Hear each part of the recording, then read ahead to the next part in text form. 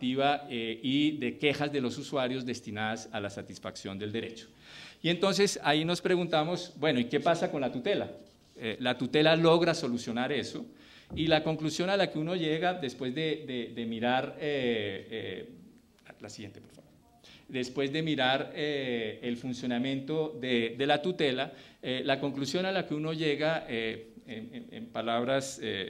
muy sintéticas es la siguiente: la tutela funciona muy bien como mecanismo de acceso individual a los problemas de obstáculos que ha generado el propio sistema de acceso a la salud. Ahí funciona bastante bien, más o menos el 80% de los casos son satisfechos, y eso ha permitido salvar vidas, y por eso el estudio defiende la tutela en salud. Creo que eso es importante decirlo, porque vamos a ser críticos de la tutela en salud, pero el punto de partida es reconocer la importancia que ha tenido la tutela para la satisfacción del derecho a la salud de los colombianos. Lo que se trata no es de desmontarla, se trata es de mostrar sus limitaciones para complementarla con otras cosas. Pero el estudio constata que la tutela tiene enormes limitaciones. La tutela tiene al menos dos limitaciones. La primera, que como soluciona casos individuales, tal como se ha hecho hasta ahora, pues no logra solucionar problemas que parecen ser más estructurales y generales y que merecen entonces otros tipos de políticas. Y la segunda, que creemos que es más grave aún, es que la tutela, como lo señaló el señor procurador, podría estar acentuando las inequidades del sistema.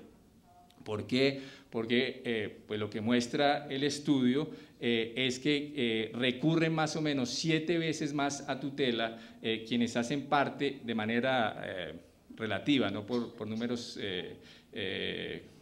magnitudes absolutas, sino por frecuencias relativas, recurren 7 veces más a tutela quienes hacen parte del régimen contributivo frente a quienes hacen parte del régimen subsidiado o los vinculados. O sea que los que tienen los mejores servicios, los que tienen más capacidad de pago, los que están mejor, los que están más incluidos, son los que se superincluyen a través de la tutela, mientras que los que están en posiciones más vulnerables, los relativamente más excluidos, la tutela no les sirve tanto. Con eso, repito, no estamos atacando la tutela, lo que estamos es mostrando los límites de la tutela como vía de acceso al derecho. Y a partir de eso hacemos las recomendaciones. La primera,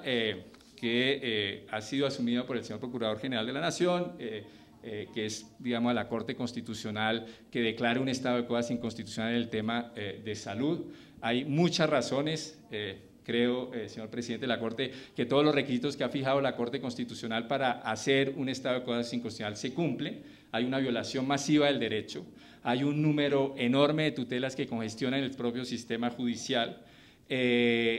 se requieren medidas más estructurales y no medidas de protección individuales, y a eso que son los criterios básicos con los que la Corte ha declarado estados de cosas inconstitucionales en otras situaciones, se agrega uno particular en esta, que la tutela podría estar acentuando las inequidades del sistema. Por eso, digamos, hacemos esa recomendación a la Corte. La segunda es ligada a ese tema de la tutela y a los temas más jurídicos, los dos elementos que señaló el señor Procurador. El primero, obviamente no le vamos a pedir al presidente de la Corte que nos responda en esta ocasión, porque prejuzgaría, pero creemos que es un elemento esencial de debate de la sociedad colombiana sobre el tema. Lo segundo es recoger la propuesta que han hecho algunos analistas de que la tutela en derechos fundamentales y el derecho a la salud tiene contenidos de derecho fundamental, como lo ha dicho la Corte en muchísimas ocasiones y lo ha dicho el Comité de Derechos Económicos, Sociales y Culturales. Debería, frente a violaciones masivas, regularse lo que uno pudiera llamar la figura de lo que el exmagistrado y exdefensor del pueblo, Eduardo Cifuentes, ha llamado formas de tutela estructural. Es decir, que frente a casos de violaciones masivas de derechos o de violaciones reiteradas de derechos, como ocurre hoy con el sistema de salud en Colombia, pues la tutela individual presenta límites y es necesario pensar en otras figuras. Y en tercer lugar, ligado a eso, la idea de leyes estatutarias que recojan los avances y contenidos de la jurisprudencia en salud, precisamente para darle más seguridad a las EPS, si se sigue con este sistema de pluralismo estructurado, que es un debate que la sociedad colombiana debe hacer, pero en todo caso a los operadores de salud, en cualquier sistema que se adopte, es importante que haya claridad en los contenidos del derecho a la salud. En segundo lugar, dado esas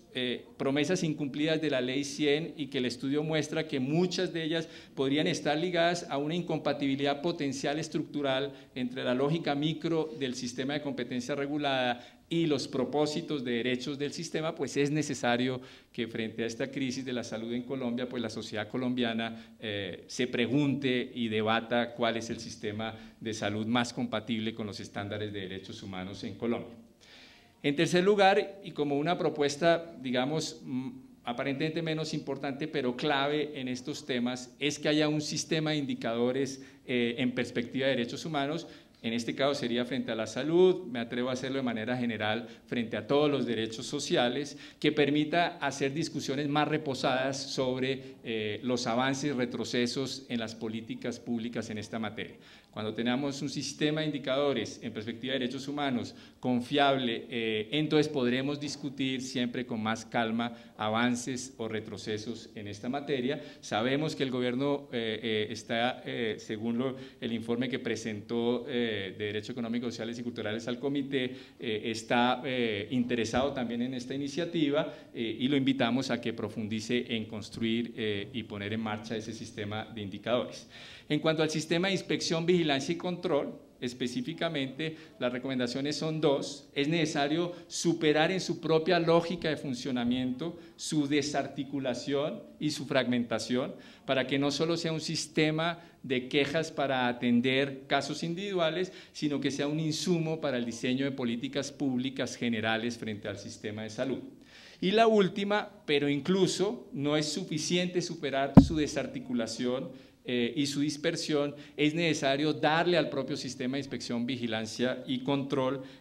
una perspectiva de derechos humanos, porque lo más importante no es tanto el equilibrio financiero del sistema, sino que eso se traduzca en una satisfacción real del derecho a la salud de los colombianos. Sabemos que esas conclusiones, sabemos que esas recomendaciones pueden generar polémica y esperamos que así sea, pero creemos que son insumos para hacer un debate público en esta materia que pueda contribuir a una mayor satisfacción del derecho a la salud de los colombianos. Muchas gracias.